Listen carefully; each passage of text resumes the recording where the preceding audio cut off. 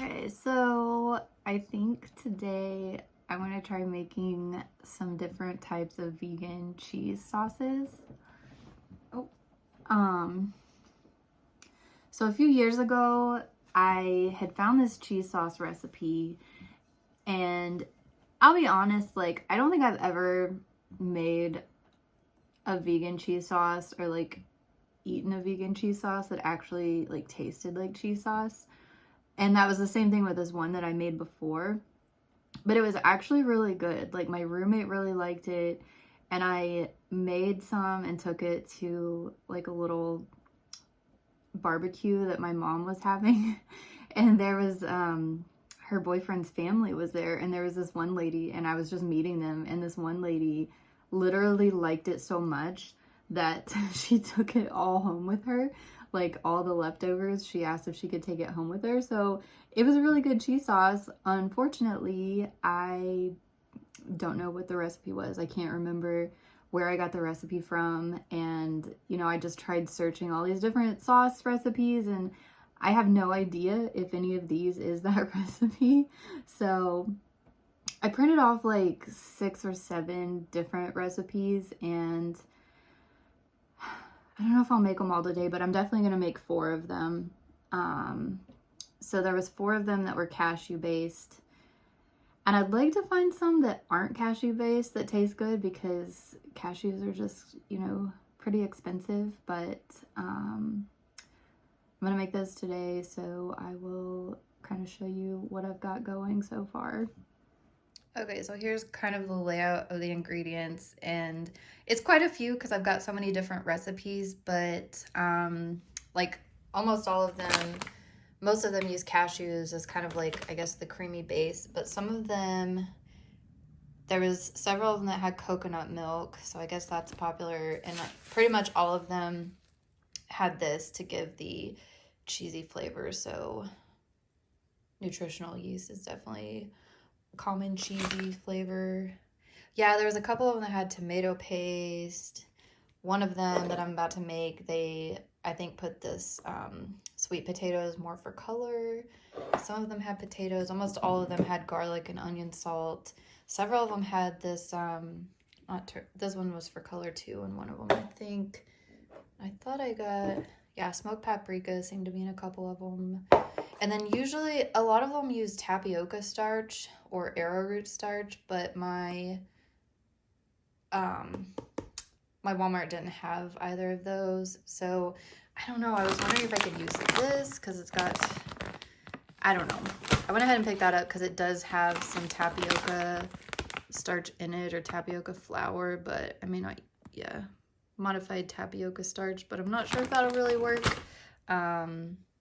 So actually, there's a couple of recipes I'm not going to make today because I don't have those ingredients. But anyway, let me show you what I've got going. So these 4 recipes, they needed cashews, and when you're using cashews, you're supposed to soak them. Some say you could put them in boiling water and soak them for like 15 minutes, but several of them said to soak them overnight. So I went ahead and just measured out how much I needed for each recipe. 2 of them needed a half cup, 2 of them needed a full cup, so I had those soaking overnight. So I'm starting on this recipe. So yeah, so first thing, soak overnight. Then I've already strained and rinsed them, and I've put them in the blender. I do have a Vitamix, so should do a pretty good job of mixing it up. So I'll go to the next steps. Sweet potato, nutritional yeast. I guess yeah, so this will be easy. The hardest part, I guess, was just, time consuming to make sure to soak the cashews. Then it's just like throw everything in the blender, and we'll see how it turns out.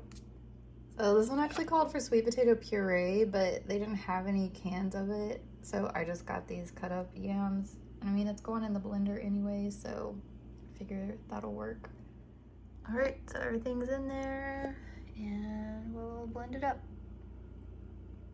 Okay, so I was blending it, and I think it's too thick, and on here it says you may need to stop and scrape the sides if it's too thick, add more vegetable broth, so I think I'm gonna have to add a little bit more.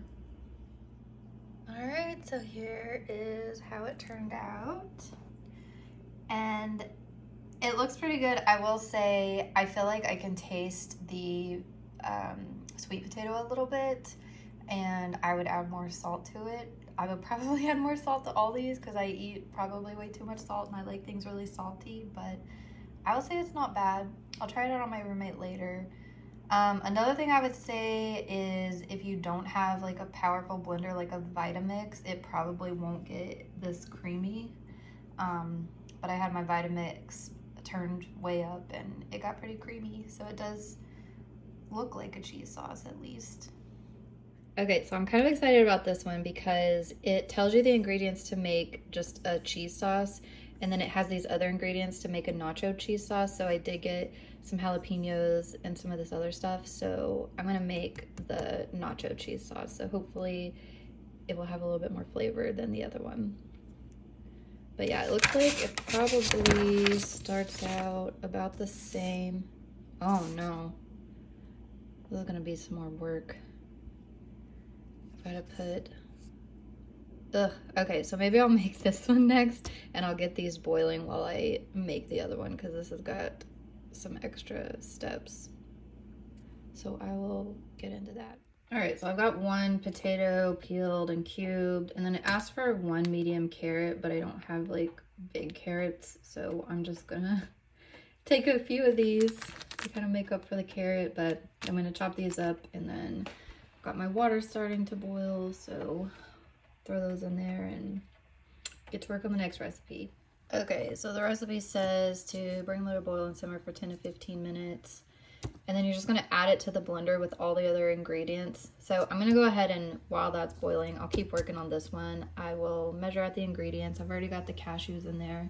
So I'm just gonna throw all of these other ingredients in there, and then once the carrots and potatoes are done, I'll put them in and blend it up. So I just want to show you something real quick that's kind of neat about my house. Sometimes I have trouble opening jars, but I don't need a guy to open my jars for me because my grandma has this thing under her counter. I don't know if other people have this, but like literally it will open any jar that I've ever tried to open. It just gets it so easy. So I'll show you real quick. Okay, so from the front you can't really see it, but this is just under the counter and it's just got this V in it, and then on this side it's got these prickly things, and then this side is smooth. But whenever you, oh, am I even showing it? Prickly things and the smooth side, and then whenever you put the jar, you just slide it in there and you just turn it, and it just like takes the lid right off. So I don't know, can you see? It's pretty old, probably put in when the house was made, but super useful. This is something else that I actually really like. This came with like a little thing attached to the bottom, but I don't usually use that. I'll just put it over a mason jar, but it makes it really easy to juice lemons. I have like one of those handheld squeeze juicers, but I actually like this a lot better. And this part like comes off. You can just pull it off if you need to clean it. So yeah, gotta juice a lemon. This one has a ton of ingredients. Like, unless it's really good, I don't think I will make it again, just because I want something that's quick and easy that tastes good. So, but I'll do it. We'll see how it goes. Okay, so I've got it all in there. I will say so far, this one has way more liquid than the other one did. But I mean, I've also got potatoes in with the cashews too. And I also used a lot more of the nutritional yeast, so we'll see how that affects the taste. But I will get this mixed up. Okay, so even though this one was a lot more effort, it does taste pretty good actually. It also made a whole lot more, so the other one I just made this amount, and this, I filled up this one, and then this was some left over, and then I saved a cup to make that nacho cheese dip. So I'm gonna make that next with this cup of it. But yeah, this made quite a bit, but it's pretty good. I think my roommate's gonna like it. So yeah, so now I'll make the nacho cheese dip. So maybe you can see this in action because I can't get this open. Yeah, that was even my non-dominant hand. So yeah, love this thing for real. Okay, so for the nacho cheese, I just took a cup of the cheese I already made, and then I added jalapenos, Rotel, cumin, and some smoked paprika, and you just mix it together. So that's what I'm gonna do. Okay, so this next recipe has potatoes and carrots in it too. So I've got those cut up and boiling right now, but I'm gonna wash out my Vitamix, and I thought I might show you. I don't know if this is a trick, but I don't know, it just makes it easier to clean, so I'll show you that. So yeah, so if you want to clean out your Vitamix, it kind of sucks to try to like get in there around the blades if you're just washing it in the sink, but if you just put water in it and turn it on, it'll spin fast enough to clean out the inside. So I'm gonna clean this out and get it ready for this next batch of stuff that I'm making.